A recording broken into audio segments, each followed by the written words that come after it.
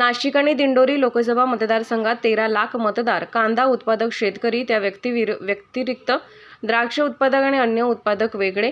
कांदा उत्पादक शेतकऱ्यांना मोदींच्या सभेत बंदी केलं असेल तर मोदींचा आणि भाजपचा विश्वास मतदारांवर देखील राहिलेला नाही।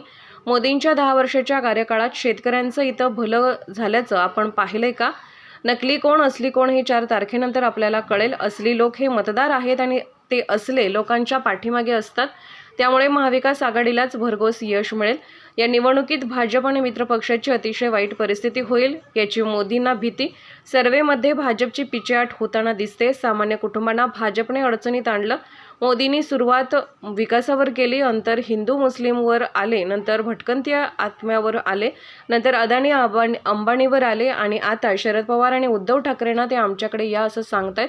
मोदी भरकटत चाललेत आणि सामान्य लोकांच्या हिताचे मुद्दे त्यांच्या भाषणातून बाजूला पडतायत। आता या दोन्ही नाशिक मतदारसंघाच्या दोन्ही उमेदवाराच्या मतदारांपैकी तसे बघितलं तर 13 लाख मतदार हे कांदा उत्पादक शेतकरी आहेत।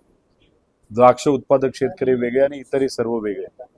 आता कांदा उत्पादक शेतकऱ्याला मोदी साहेबांच्या सभेमध्ये जर बंदी केली असेल त्याच्यावरनं एकच कळतं की मोदी साहेबांचा आणि भाजपचा विश्वास हा मतदारांवर कुठं राहिलेला नाही। त्यांना फक्त शोबाजी करायची होती, आम्ही सभा घेऊ शकतो हे दाखवायचं होतं। आणि त्या सभेमध्ये आम्हाला जे कळालेलं आहे, धुळ्यावरनं लोक आणली गेली होती, नगरवरनं लोक आणली गेली होती आणि काही भागातून म्हणजे खालचा जो नाशिकचा भाग आहे तिथून ती लोक आणली होती। त्यामुळे मतदार कमी आणि कार्यकर्ते काही प्रमाणात तिथं होते। त्यामुळे जी आजची सभा आहे त्याच्यामध्ये उत्साह नव्हता।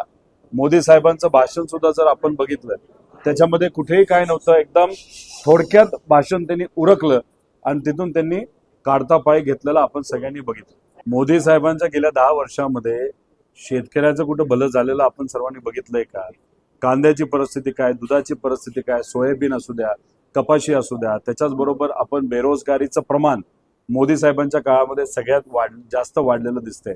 महिला सुरक्षतेचा जो पण प्रश्न आपल्या या देशामध्ये मोठ्या प्रमाणात वाढत चाललेला आहे। त्यामुळे मोदी साहेबांनी ज्या गोष्टी 2014 मध्ये सांगितल्या त्यातली एक सुद्धा गोष्ट त्यांनी पूर्ण केली नाही।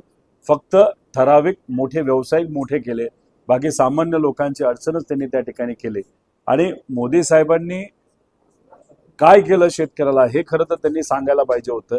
उगाचच पवार साहेबांवर, उद्धव ठाकरे साहेबांवर बोलण्यापेक्षा ते सुद्धा नकली, आता नकली आणि असली हे जर बघायचं असेल तर 4 तारखेनंतरच आपल्याला कळेल की नकली कोण आणि असली कोण। असली लोक जे आहेत ते मतदार आहेत, ते असली लोकांच्या पाठीमागे। त्यामुळे महाविकास आघाडीलाच यश महाराष्ट्रामध्ये आणि इंडिया आघाडीला या देशामध्ये मिळत असताना आपल्या सगळ्यांना बघायला मिळतं। नाही, मोदी साहेबांना हे बोलावं लागतंय, त्याच्यावरूनच कुठं ते कळतंय की त्यांच्या मनामध्येच भीती आहे की भाजप आणि मित्रपक्षाची अतिशय वाईट परिस्थिती या इलेक्शनमध्ये तिथं होणार आहे। आणि ते होताना सुद्धा आपण बघतोय, जे कुठले सर्वे काढले गेले, जे काही लोकांचं मत तिथं घेतलं त्याला भाजपला पिछे हाटच होताना आपण सर्वजण बघू शकतो। त्यांना त्या बाबतीत काय म्हणायचं होतं हे मला तरी माहित नाही, पण सामान्य कुटुंबातल्या लोकांचं नाही तर त्यांचं जे काही घर आहे, त्यांचं जे काही कुटुंब आहे, नक्कीच त्यांना अडचणीत भाजपने आणलं एवढंच मी सांगता येईल। पण ते कुठल्या रेफरन्स घेऊन बोलत होते हे मला तरी सांगता येईल। भाषणाचे मुद्दे आणि त्यांनी ज्या पद्धतीने काँग्रेसने मुद्दे पुढे घेऊन चाललेले आहेत, त्यांचं जे काही या इलेक्शनचे जे मुद्दे आहेत ते आपलं थोडंसं बघावं लागेल। पण मोदी साहेबांचं आपण जर बघितलं तर सुरुवात त्यांनी विकासावर केली, नंतर हिंदू मुस्लिमवर आले, नंतर भटकती आत्मावर आले, नंतर अडाणी आणि अंबानीवर आले आणि आता जर तुम्ही बघितलं तर आमच्याकडे तुम्ही या असं पवार साहेब उद्धव ठाकरे साहेबांना ते बोलत आहेत। त्यामुळे हे जे काय चाललेलं आहे कुठेतरी स्वतःच ते भरकटत चाललेत आणि मेन सामान्य लोकांच्या हिताचे जे मुद्दे आहेत ते बाजूला पडतात त्यांच्या भाषणातून, हे आपल्याला जाणवतं।